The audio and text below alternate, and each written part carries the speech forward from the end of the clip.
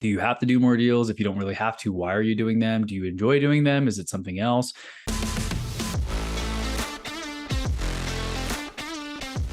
Welcome to the Entrepreneur Motivation Podcast. I'm your host, Chris Bello. Today, we're going to be talking about what do you want and do you know what you want? And this kind of lines up with some of the recent topics that we've had, such as clarity leads to results and just being able to understand that you can control and create your reality. You can change things if you're not happy with where it is that you want to go. And of course, I like to talk about things that are top of mind and that I'm also going through as I document the journey and also share what I'm learning with you along the way. And so today's episode is really diving into, do you really know what you want, and can you clearly state what you want or even what it is that you do? I went to that podcast conference recently and we did a lot of networking, and it was interesting just to see when we meet in a group of 5 or 6 people, all in different industries, all different businesses, different kinds of podcasts. We would go around and introduce ourselves to each other and say, okay, what do you do? Like, tell me about your podcast, tell me about your business. And you'd get to hear if people had it together or not. Some people were a lot better at explaining what it is that they did. They could clearly explain, I do this, and this is my podcast, this is my audience, this is how often I publish. And other people would be rambling for 1 or 2 minutes and you still weren't really sure what they did. They probably need to do some work on defining what it is that they do, who it is that they help, and ultimately what they want at the end of the day. This is easier said than done. Successful real estate person that I'm looking to work with out here in Denver, we had a conversation the other day and it was just spitballing like, hey, how can I help you? What do you need help with? You may have heard previous episodes where I mentioned he never really needs to work again if he doesn't ever want to. He's at that place where he's got enough assets and passive income through rentals and, Airbnb income where he doesn't really have to go do more stuff. He just wants to focus on stuff that he actually wants to do and that he actually enjoys. But even at that higher level, it was just funny because maybe he was just the visionary type, right? He's just thinking of a lot of ideas all the time and just kind of all over the place and a little bit scattered, which I think a lot of entrepreneurs, myself included, I can definitely relate to that, of just having more ideas and more things you're throwing up on the whiteboard that you want to do than you can really actually handle. And my question almost was like, dude, what do you want? Like, what is your goal? Where do you want to go? If I were to help you somehow, what would that look like? And what is your desired outcome? And even that was a little bit scattered. We weren't 100% sure which direction to go in or what he wants to do. Because again, I mentioned he never really has to work if he doesn't want to. And I talked to my business coaching group the other day. I kind of mentioned like, okay, this little relationship we've got where I'm trying to see how I can add value. I'm not really sure. He doesn't really have to work if he doesn't want to. So making more money necessarily isn't the goal, I would imagine. And my business coach mentioned, someone at that level probably doesn't value money so much. Like my coach himself said, if someone tries to figure out how to make me more money, usually I don't even really care at this point because money's kind of the non-issue. At his level, my coach and also this guy that I'm talking about, they probably value their time more because their time is worth so much more to them than just making another $5,000, for example, which I know sounds crazy because maybe some of you in the audience are like, oh my gosh, why would you turn down $5,000? I could use $5,000.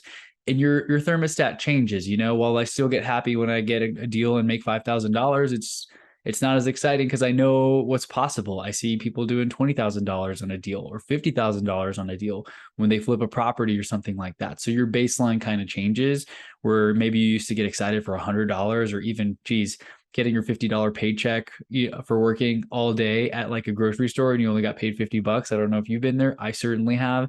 And now you can do stuff where, oh, cool, someone just paid me $500 for an hour of my time to teach them something that I already know. That gets pretty neat and pretty fun. And you start to change your baseline and see, how do I make more per hour? But at that point, you also realize your time is worth more per hour, which is where these guys are, both my coach and the guy that I'm talking about in terms of real estate.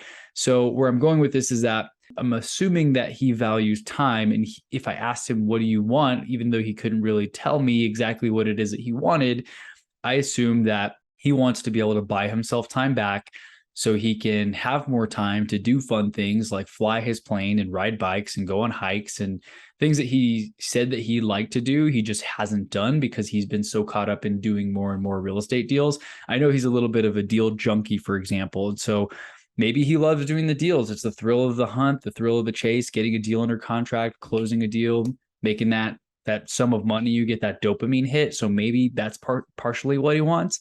But I'm willing to bet that he probably wants to actually do more fun stuff because he can. He doesn't always have to be grinding it out and doing another deal. And I kind of mentioned that, like, hey, man, if you are at a place where you never have to work again, what's the point of continuously chasing deals? Not when's enough. Like, I'm not trying to slow him down or dissuade him from going to that next level, whatever that is, but just understanding that, like, hey, if you're happy with your income and the numbers you're hitting, then you can be happy keeping that level, right? Like, don't go backwards necessarily, but maybe it makes sense to just maintain. You don't always have to continue to grow. And this is a concept that I heard from Trevor Mock, the CEO of Carrot.com. I went to that mastermind last year in May 2021. And that's a concept he talks about on his podcast on, like, hey, if you're hitting your goals, if you have your target monthly income and you're trying to make X amount to live whatever type of lifestyle and still be able to donate and drive the car you want and send your kids to private school, is it really worth it to continue to scale up and try to level up just for the sake of doing so? And that's a question that I had never asked, because people just constantly try to make the treadmill go faster and faster and faster and achieve more and more because they think that that's what they have to do, only to realize that when they get there, it's not all that it was cracked up to be, and that they just want to go to an even higher level just because when is enough? They just keep on going until the treadmill breaks or something, right? Or until they die, which I get it. I love to hustle. I love to level up. But at the same time, like, man, it's a goal. It's a finish line you're never going to reach type thing. So I kind of realized that. And I was trying to share that with him as well. Just, do you have to do more deals? If you don't really have to, why are you doing them? Do you enjoy doing them? Is it something else? And this all goes back to, what do you want? And we talked about this in the last episode, the perfect day exercise of writing down, what is that perfect day? What does it look like? What would you do? How would your schedule look? And I've been experimenting personally, right? If you followed me for some time, you may have heard one of my morning routine episodes where I said I'd wake up and I'd do like 10 minutes of a morning routine. That has changed. It has evolved over time, over the years. I then started to do a morning routine for an hour at 6 a.m. of meditating, all those types of things. I still actually do that, but the Miracle Morning by Hal Elrod, that's what I do. But what I used to do after that is I'd go straight to the gym. So 6 to 7-ish, I would do my morning routine. I might eat a quick bite, and then I would head to the gym by 7:30 or 8 a.m. to knock that out and then get into the workday. Now, with the different information out there, different information that's available, there's a guy named Craig Ballantyne that I listen to sometimes, very big on productivity. And he says, screw the 5 a.m. club. Like, he doesn't believe in that. He's all about waking up and just getting into it when your energy is the highest.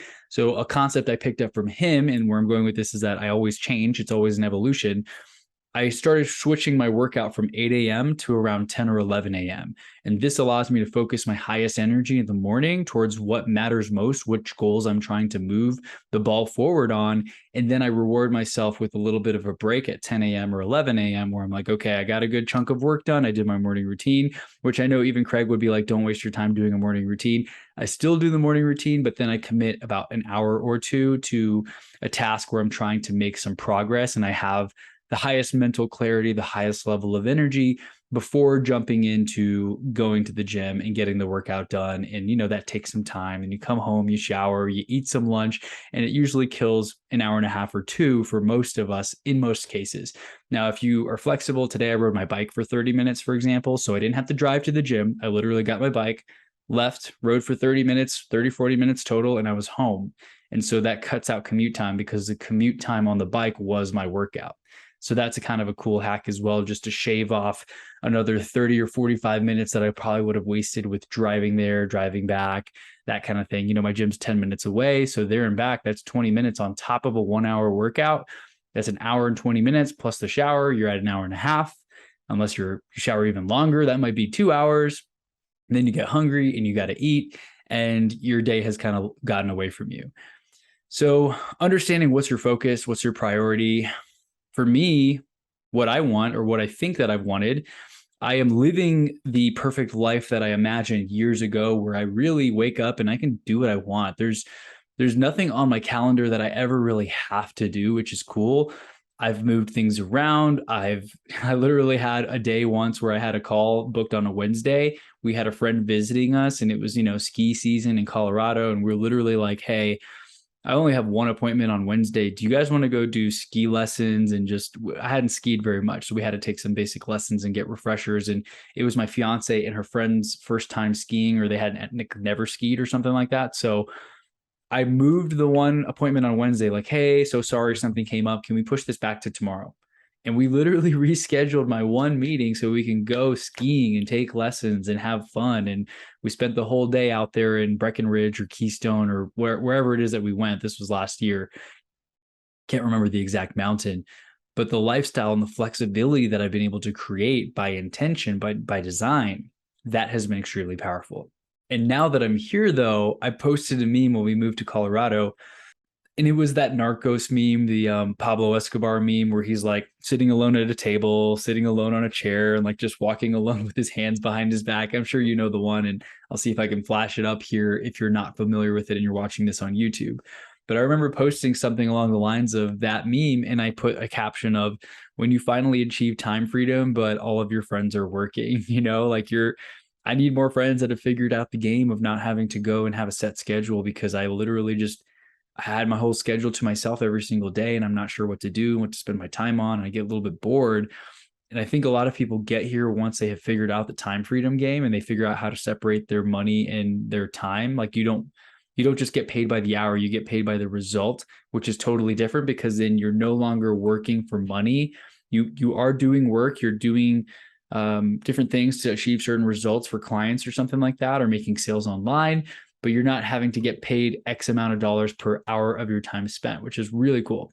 At the podcast conference, I actually got dinner with a friend who's an Airbnb rental investor. He's got a few of them, and they like pretty much make all their income off of those properties and doing pretty well. I asked him, like, what are you doing during the day? Like, what are you doing these days? And he admitted, like, man, I don't really know what I want to do. And I only work 4 hours a week. Like, he's the real 4-hour work week right there. He said he's been playing a lot of disc golf and just doing fun things like that. Him and his girlfriend, they'll work out. He'll play disc golf with some friends, and they run their Airbnbs. It doesn't take a whole lot of time. And he's been doing some day trading, but ultimately it sounded like he doesn't even really know what to do. He kind of wakes up. He doesn't have to do anything. And so I guess he's probably looking for what to do next, like what is of interest to him. And it sounds like right now disc golf is the main interest for him, where he's spending hours and hours every single week. And that's kind of his current and new obsession. And so that's what he currently wants. And 5 months from now, that may change, and he may find another venture that he wants to spend some time on. And maybe disc golf gets a little bit boring for him or something like that, or he starts getting like tennis elbow or whatever, and he has to shift his priorities. But my question for you today is, what do you want? Can you picture the perfect day that you would live? If you could have any day in the world, what would that look like? Would you drive your Lamborghini to go get a coffee at a local coffee shop just to like sit in the Lamborghini and hit 100 miles per hour on the straightaway? Like, what does your perfect day look like? And if you're not living that perfect day, what do you need to do? What actions do you need to take in order to bridge the gap between where you are now and where that perfect day is in the future? Maybe that's moving to a new place. Maybe that's getting rid of some old baggage, maybe upgrading your friend circle. I've had people ask me, how do you do that? It's literally just becoming a better version of yourself. You'll attract new people that are vibrating at that higher frequency, and you'll actually repel anyone who's at that lower frequency that you've kind of outgrown, type thing. And it's not about leaving people behind. It's just about leveling up, and not everyone's going to want to join you on that journey. That's something that I've realized.